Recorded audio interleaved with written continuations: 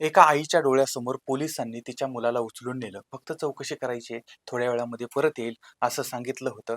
पण तो मुलगा परत कधीही माघारी आला नाही आणि दुसऱ्या दिवशी त्याचा मृतदेह समोर होता. शरीरावरती असंख्य जखमा होत्या, मोडलेली हाडं होती आणि हजारो अनुत्तरित प्रश्न होते. त्या आई-वडिलांनी न्यायासाठी 1-2 नाही, तब्बल 15 वर्ष, 1 महिना आणि 23 दिवस वाट पाहिली आणि अखेर न्यायालयाचा असा निर्णय आला, ज्यामुळे संपूर्ण महाराष्ट्र हादरून गेलेला आहे. आता ही घटना आपल्या महाराष्ट्रातील वाशिम जिल्ह्यामधील, पण सुरुवात होते 9 मे 2011च्या एका काळोख्या रात्रीपासून. हिंगोली जिल्ह्यामधील सेनगाव तालुक्यातील वाढोणा या गावामध्ये सगळं काही नेहमीप्रमाणे शांत होतं. नैनू पवार यांचाही परिवार त्याच पद्धतीनं त्यांचे दैनंदिन काम चाललेलं होतं.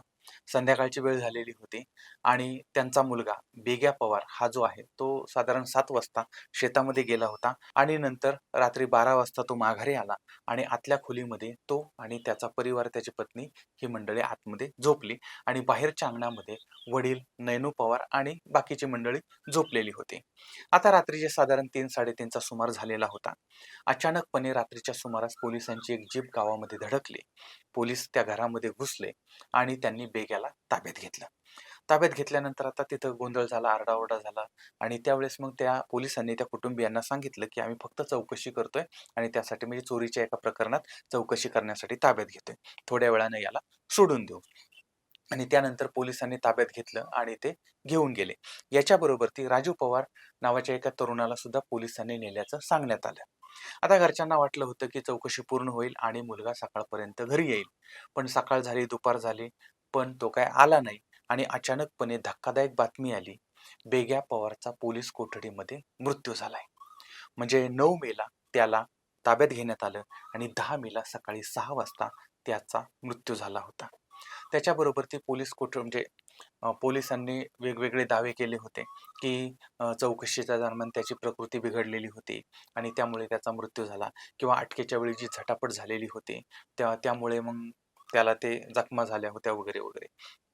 पण बेग्याच्या कुटुंबियांनी हे सगळे आरोप फेटाळून लावलेले होते आणि त्यांनी आरोप केला होता, की हा जो मुलगा आहे, हा जो तरुण आहे, त्याचं साधारण 1च वर्षापूर्वी लग्न झालेलं होतं. त्याचं कोणतंही गुन्हेगारी रेकॉर्ड नव्हतं आणि त्याला पोलीस ठाण्यामध्ये नेण्यात आले. त्याला पोलीस ठाण्यामध्ये अमानुष मारहाण करण्यात आली आहे आणि त्यानं चोरी केली याचा कबूल जबाब द्यावा किंवा कबूल करावं यासाठी त्याचा अशा पद्धतीने छळ करण्यात आला होता आणि याचमुळे त्याचा मृत्यू झालेला आहे.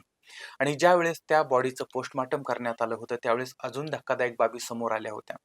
वैद्यकीय अहवालामध्ये शरीरामध्ये मोठ्या प्रमाणात गंभीर दुखापती असल्याचं नमूद केलेलं होतं. अनेक हाडं त्याची मोडलेली होती आणि ज्यावेळेस हे सगळं प्रकरण कोर्टामध्ये गेलं, तर या जखमा ह्या साध्या अपघातामुळे किंवा किरकोळ झटापटीमुळे होऊ शकत नाहीत आणि या सततच्या मारहाणीमुळे आणि गंभीर, भयंकर मारहाणीमुळे होतात, अशी माहिती समोर आली. आता ह्या घटनेनंतर पारधी समाज जो आहे त्या समाजामध्ये तीव्र प्रतिक्रिया उमटलेल्या होत्या. संतापाची लाट उसळली होती आणि अनेक सामाजिक संघटना आणि स्थानिक नागरिक रस्त्यावरती उतरले होते. निषेध मोर्चे झाले होते आणि या प्रकरणाची निष्पक्ष चौकशी व्हावी अशी मागणी जोर धरू लागली होती. आता या अगोदर या तरुणाचे आई-वडील पोलिसांमध्ये गेले होते आणि पोलिसांमध्ये जाऊन पोलिसांच्या विरोधामध्ये तक्रार देण्याचा प्रयत्न करण्यात आलेला होता. पण ती काही तक्रार दाखल करण्यात आली नाही किंवा ती दाखल करून घेतली नाही आणि यामुळे मग हे प्रकरण अजूनच चिघळलं आणि मग लोक रस्त्यावरती उतरले होते आणि त्यानंतर हा जनक्षोभ लक्षात घेऊन राज्य सरकारनं या प्रकरणाचा तपास राज्याच्या गुन्हे अन्वेषण विभागाकडे म्हणजे CID कडे सोपवला. आता CIDनं नंतर अत्यंत निष्पक्षपातीपणे तपास केलेला होता आणि 34 दिवसामध्ये हा तपास पूर्ण करून दोषारोपपत्र सादर केलेलं होतं. आता या तपासाच्या दरम्यान वैद्यकीय अहवाल, साक्षीदारांचे जबाब, त्यानंतर घटनाक्रम आणि इतर पुरावे गोळा करण्यात आलेले होते. बेगा याच्या शरीरामध्ये अंतर्गत रक्तस्राव झालेला होता. तब्बल 42 फ्रॅक्चरचा शवविच्छेदनाचा अहवाल होता आणि 47 साक्षीदारांचे जबाब होते.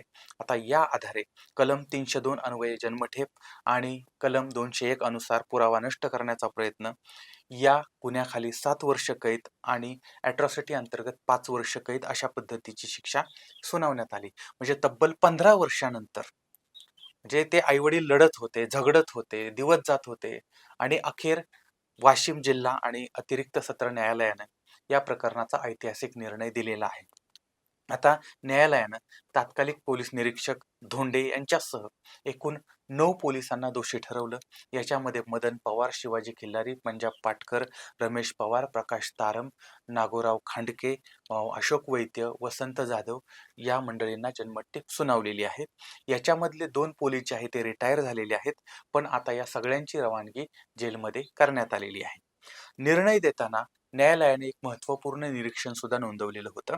कायद्याचं रक्षण करण्याची जबाबदारी ही ज्यांच्यावरती असते, त्यांच्याकडूनच एखाद्या नागरिकावरती अमानवीय वागणूक किंवा हिंसाचार होणं हे लोकशाहीच्या व्यवस्थेसाठी अत्यंत गंभीर अशा पद्धतीची गोष्ट आहे. आणि कोणतीही व्यक्ती दोषी आहे किंवा नाही हे ठरवण्याचा अधिकार न्यायालयाचा असतो. पोलिसांना शिक्षा देण्याचा किंवा छळ करण्याचा अधिकार नाही, असं स्पष्टपणे सन्माननीय न्यायालयाने नमूद केलेलं आहे.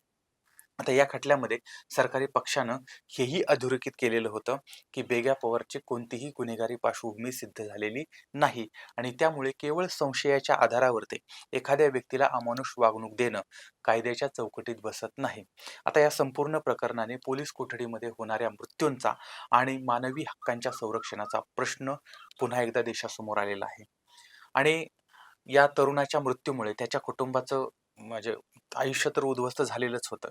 पण एका आईनं आपला मुलगा गमावला होता, वडिलांनी त्यांचा आधार गमावलेला होता, एका पत्नीनं पती गमावला होता आणि एका कुटुंबाला न्याय मिळवण्यासाठी तब्बल 15 वर्ष न्यायालयाचे उंबरे झिजवावे लागले होते. विचार करा, हा लढा सिस्टीमच्या विरोधामध्ये होता आणि त्यामुळे या परिवाराला किती त्रास झाला असेल, किती छळ झाला असेल. म्हणजे एका बाजूला आपल्या पोटचा गोळा गेलेला आहे आणि दुसऱ्या बाजूला पुन्हा सिस्टीमच्या विरोधामध्ये लढणं, त्यामुळे पुरावे नष्ट करण्याचा, बाकीच्या गोष्टी फिरवण्याचा प्रयत्न झाला असेल, पण शेवटी न्याय मिळालाच.